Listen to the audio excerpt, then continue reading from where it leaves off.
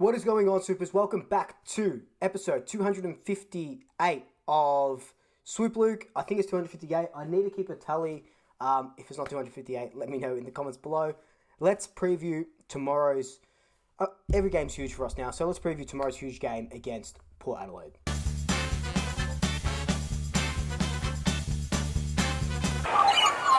Just before we do jump into this preview, be sure to follow me on all my social media accounts. I'll be posting up down below.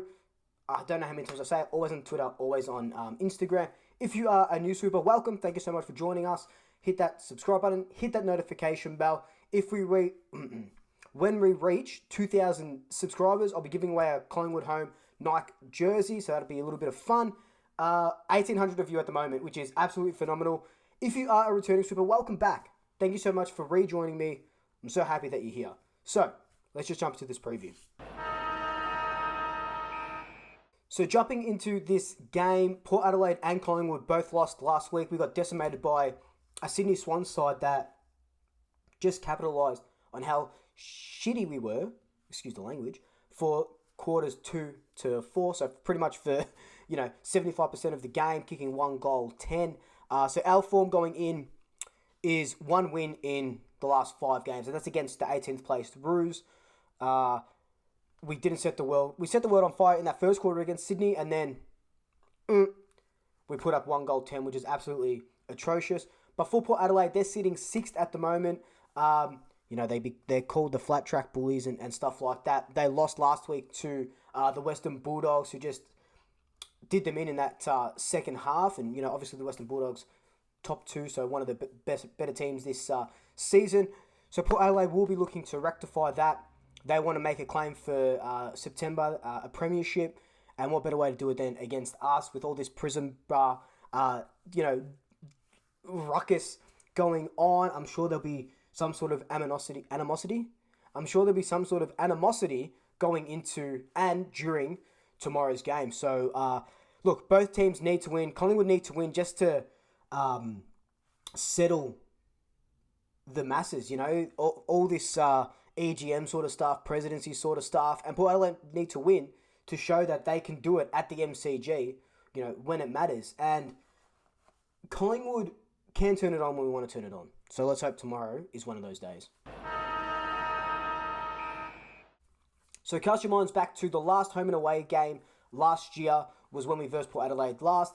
That was Scott Pendlebury's record-breaking 315th game, 314th. His record-breaking game as longest-serving Pie, and we just didn't do him justice. If you look at it was pretty much even all the way up until, the third quarter where they got a little bit ahead of us, and we just couldn't generate enough score or anything like that, and we lose on Scott Pendlebury's, the king, the Collingwood king, the Collingwood GOAT. We don't send him off with a win. In that game, for the Collingwood side of things, no one really set the world on fire. Myercheck kicked 2 goals. DeGoey kicked 1. Taylor Adams was our best player. But even he didn't have, over 30 disposals or anything like that. And, Port Adelaide didn't set the world on fire either. It just happened to be that they were just a little bit better on the day. I remember watching that game and, yeah, pretty sad that we didn't get the win for Pendlebury. But, look, that's in the past, and all we can do now is try and get the win today. What I want to see in this game is how our forward line works. So we've got a real makeshift forward line at the moment. We've got, according to, the squad that was released, Sidebottom, Cameron, Brown as our half forwards, Josh Thomas, DeGoey, and Brody Myercheck as our full backs. Port Adelaide brought in Trent McKenzie. They got Alir as well. Hamish Hartlett, Tom Jonas and stuff like that. So they've got a decent back line. DeGoey kicked 2 pretty good goals in the first quarter against Sydney. And then, not for lack of trying from him, but 1 goal, 10 for the rest of the 3 quarters doesn't give your forwards a good chance. So he's going to want to put on his burners and get that Kangaroos form where he kicks 6 goals. Sure, he can't play on Jack Zeeble every single week, but maybe he can, he's starting at full forward, out of the goal square. If we're to win, he's our barometer. He needs to kick at least 3 or 4 goals if we're to have any sort of chance. An area that we really need to tighten up on if we're to win this game is our kicking efficiency. We're ranked 16th, so third last in the league for our kicking efficiency, just going over 60%. It's pretty simple. If you want to win games, you got to keep possession, you got to score goals, you got to hit targets.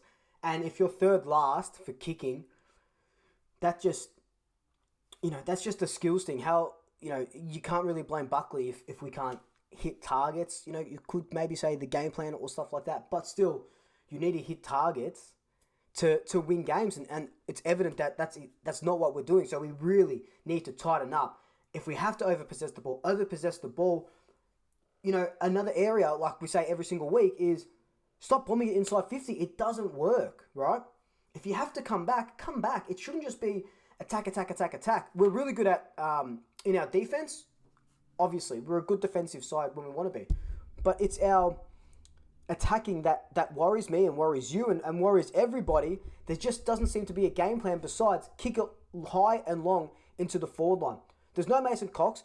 Darcy Cameron can take a good mark. Brody Marchek can take a good mark. But they're not going to mark every single ball that just gets bombed up, What teams tend to do is they tend to put in a loose player, become that intercept person. Sure, we do that with Darcy Moore as well. But because we bomb the ball so long and so high into that forward 50, if we're to gain possession or make it a 50-50, you've got to man up those players. Too many times last week where we would, and throughout the season, where we would bomb it in. It might be a decent kick to a forward. They might have a chance to mark it, but someone comes over the top, takes the mark because he's unopposed. You have to man up those players straight away. I know we don't play man on man. I know we play this zone, but sometimes Buckley has just got to change his game plan mid-game if it's not working, and I don't see why that's so hard for them to see. Port Adelaide are a really good uncontested footy side, so that plays into their hands when we play the zone a lot, because we know the zone isn't man on man, so they're going to have a lot of uncontested possessions. Gold Coast did it well. Sydney did it well last week to us. I hate the zone. How many times can I say it in any different language that I hate zoning? Has to be man on man, especially when you're coming up against teams that just love to possess the ball uncontested. And what that does is uncontested possession. If we don't push hard, if it's a counter-attack and we don't push hard defensively, we get called out and they can just run away with the ball coast to coast. Like I said, Gold Coast did it really well. Sydney did it really well. And we don't do that. So it's partial in a way. But maybe this week we see a change of game plan and we see less zoning, more man on man, because uncontested possession and, Port Adelaide love to go down the corridor, which is the quickest avenue to goal. If you leave them uncontested down the middle, they're going to score every single time, or at least they're going to get inside their 50 and give them a better opportunity every single time, right? What I don't want to see tomorrow is Port Adelaide, easily snaking it to their goal, hitting targets, blah, blah, blah, like little chess pieces, and us just bombing it long and in hope, which, that's happened all year. I just hope that something has changed in the week from the Sydney game, which was abysmal, to this Port Adelaide game. So let's talk about our ins and outs really quickly. Jordan Roughead comes in. Yep, we know we love Jordan Roughead. He's one of the generals down back. Everyone looks up to him. He's the leader of the club. And Taylor Adams comes in a couple weeks early, or maybe a week early from his knee injury. Was it the MCL, I think it was, or the knee injury anyway. Taylor Adams hasn't played for weeks and weeks and weeks, and he still leads our clearances. So that's how much of an important player he is to us in the middle. We can get all those tap-outs. We haven't been getting our clearances.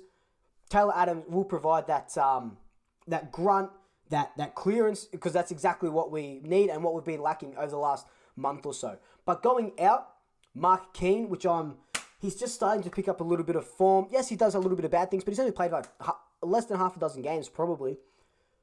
He goes out. Look, I know we want to win games, but fuck, you want to give these kids a go as well, because there's no VFL either, so they'll probably just play an intra-club game. Ollie Henry comes out. Yes, he hasn't had a good 2 games in the seniors, especially last week wasn't that good, but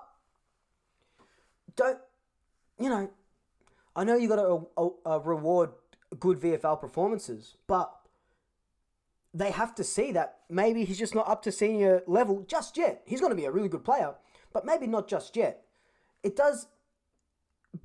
I feel like it's bad for the kids' confidence if they play 1 week and then get dropped for the next 3 weeks, play another week, then get dropped for the next 3 weeks. So a little bit more consistency. What's killing me right now is no Nathan Murphy. He's played so well before he got that concussion, took one of the most courageous marks that we've ever seen in a black and white jersey, and then he doesn't get picked in the side. If they're worried about the concussion sort of symptoms and stuff like that, come out and tell us that. Tell us, yeah, we're still a little bit worried, just taking it a little bit easy, just going to give him another week off. Don't name him in the extended squad and then not play him. Okay? That's just my 2 cents in regards to that. Port Adelaide bring in Mackenzie, as I said, Houston and Lockie Jones, so pretty much all defenders, I'm pretty sure. Cleary goes out, Fantasia goes out, Bergman and Frederick. So Orazio Fantasia is Fantasia? No, Fantasia, right? Doesn't matter. I don't really care. One of their better players. He's had a good season since switching from Essendon. So that kind of helps us. And Frederick, we know, is a good player as well. And Cleary. So, look, if there's any time to knock off Port, it's now. It's definitely now, especially after this prison bars and this Indigenous jumper. Just kick them while they're down. Kick them while they're down. Prediction and big call. It's going to be a close game. I don't see the winner going plus 20. So I'm going to say Pies by 8 points. My big calls have been so wrong. But I think Darcy Cameron's going to kick another 3 goals. That's my big call. It's probably a simple call, but that's my big call. Darcy Cameron for 3 goals and be our leading goal kicker in the game. Final thoughts. Look, we need to win this game. If there's one more game we win in the next month, it has to be against Port Adelaide. Currently, we're sitting on 999 losses. Do we really want Port Adelaide to be our 1,000th loss? No, especially without this prison bars. Because you know what's going to happen, yeah? They're going to win. If they win, they're going to go into their rooms and they're going to wear their prison bar jerseys. You just freaking know it. Oh, God, I don't want to see it. The boys have to pull their finger out and just... God, they've got to put on a show tomorrow. Let me tell you, they've got to put on an absolute show tomorrow.